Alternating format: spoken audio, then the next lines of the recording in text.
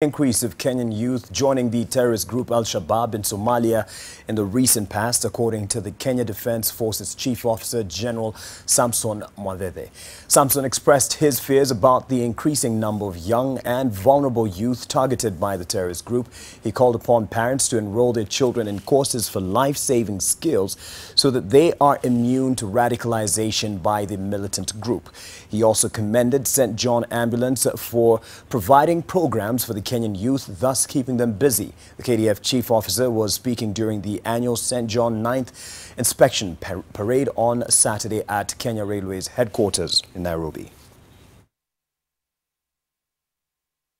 Over the years, St. John's has played a major role in working with other agencies, including the Kenya Defense Forces, in helping victims of disasters across the country.